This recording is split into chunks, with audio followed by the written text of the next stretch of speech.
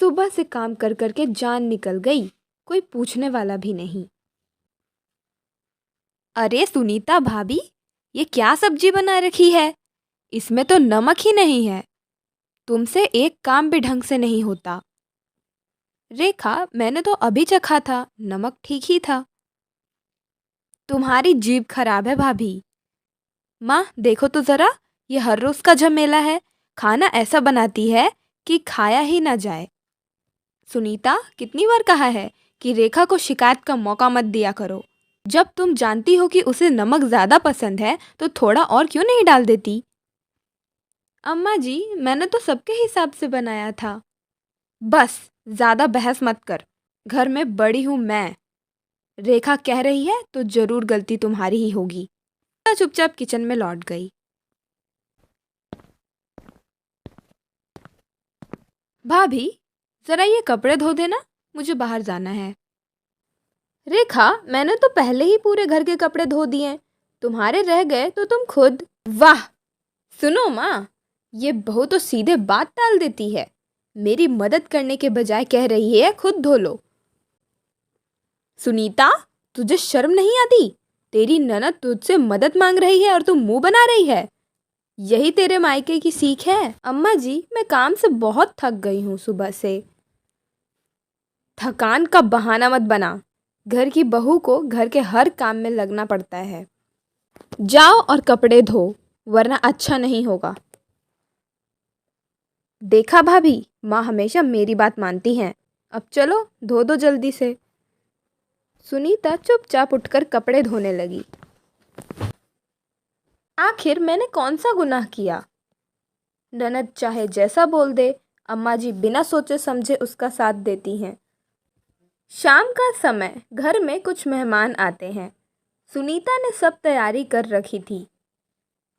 माँ देखो तो, भाभी ने लड्डू में घी कम डाल दिया है। ऐसे फीके लड्डू कौन खाएगा?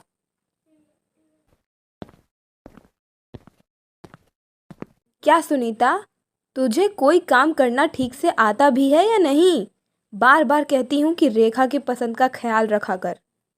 अम्मा जी, मैंने तो अच्छे से बनाए थे, घी भी पूरा डाला है। अरे माँ, आप मान क्यों नहीं लेती? ये तो हमेशा अपनी गलती छिपाने के लिए झूठ बोलती है। बस सुनीता, रेखा को झूठा कहने की ज़रूरत मत करना। अगर उसकी बात पर शक है तो ज़रूर तेरी गलती होगी। मेहमान आए। सुनीता ने मेहमान को बड़े मन से खाना परोसा, पर रेखा बार बार टोकती रही।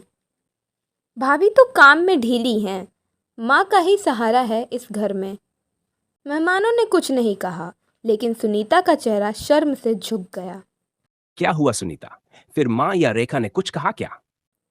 राकेश, मैं कितनी भी कोशिश कर लूं, अम्मा जी को लगता है कि मैं गलत हूँ। रेखा जो कहती है वही सही। मैं जानता हूँ सुनीता, तू गलत नहीं होती, लेकिन माँ के सामने बोलना मुश्किल है। वो रेखा पर बहुत भरोसा करती है। तू हिम्मत रख, धीरे धीरे सब ठीक हो जाएगा। मैं कोशिश करूंगा माँ से बात करने की। तो मैं कब तक ऐसे ही सहती रहूं? मेरी कोई कदर ही नहीं। सुनीता, मैं जानता हूँ तू सही है, लेकिन माँ की आदत है, वो रेखा को आंख का तारा मानती है। तू सब्र रख। अगर मैं काम में ढिलाई करूं तो अम्मा जी और रेखा दीदी दोनों ताने देने लगेंगी। अच्छा है चुपचाप सब कर लूं। इतना कहते ही रेखा कमरे से निकलकर आंगन में आई। उसके हाथ में मोबाइल था और चेहरे पर नाराजगी। अरे भाभी, तुमने मेरा दुपट्टा कहाँ रख दिया? कल धोकर सुखाया था, अब मिल नहीं रहा। रेखा, मैंने तो कपड़े में वही टांग दिए थे, शायद हवा से गिर गया होगा, मैं अभी देखती हूँ। हमेशा बहाने। अगर ध्यान से काम किया होता तो आज दुपट्टा गुम नहीं होता। माँ देखो ना, भाभी ने मेरा नया दुपट्टा कहीं गायब कर दिया। क्या हुआ रेखा, सुबह सुबह क्यों चिल्ला रही है?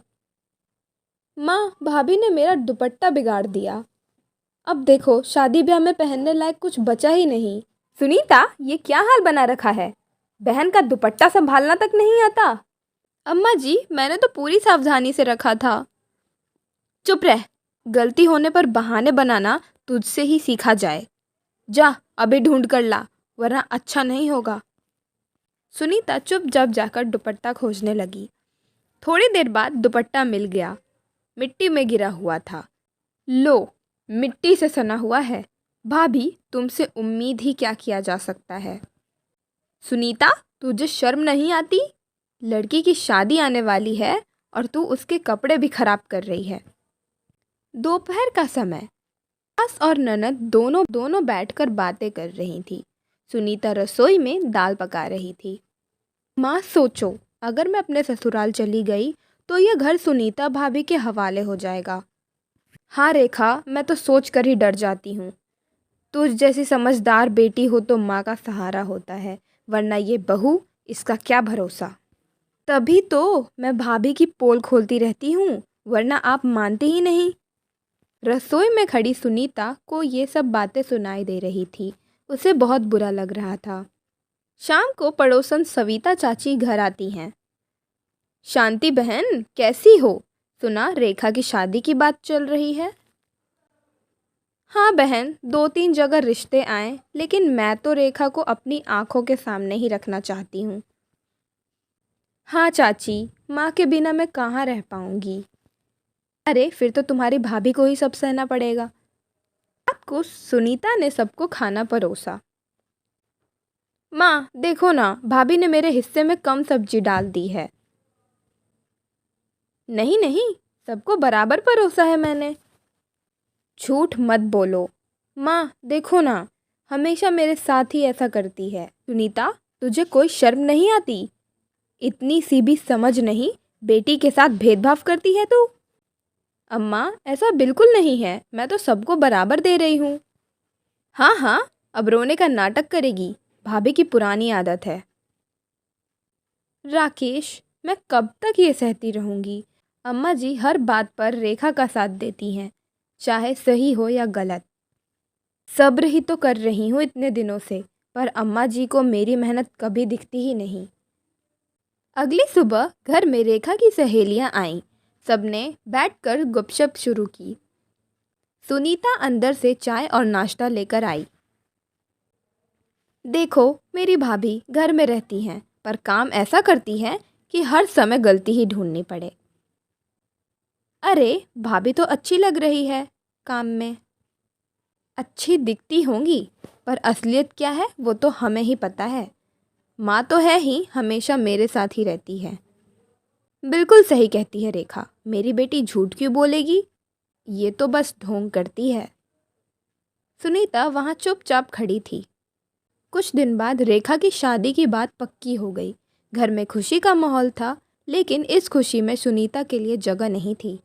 मेरी रेखा तो सोने जैसी है। हाँ माँ, और भाभी जैसी औरत तो घर का नाम तक खराब कर देती है। क्या मेरी जिंदगी का यही मकसद है? सेवा करती रहूं और बदले में ताने सुनूं? कुछ दिन बाद रेखा की शादी हो जाती है। घर सुनसान लगने लगता है। रेखा चली गई, अब मेरा सहारा कौन होगा? ये बहू तो काम की ही नहीं। अम्मा जी, मैं तो यही हूँ, मैं सेवा करूँगी। तेरी सेवा पर मुझे भरोसा नहीं। कुछ महीनों बाद रेखा के घर से खबर आई कि वह हर वक्त झगड़ा करती है। क्या मेरी रेखा? ये कैसे हो सकता है? अम्मा जी, अब तो आप मान लीजिए, दूसरों को दोष देना आसान है, पर शायद गलती रेखा की ही रही होगी। चुप रह, तू कौन होती है बोलने वाली? माँ, आपने तो हमेशा रेखा का साथ दिया। देखो अब उसके ससुराल से शिकायतें आ रही हैं। आपने कभी सुनीता की बात नहीं मानी, उसे हर वक्त गलत ठहराया।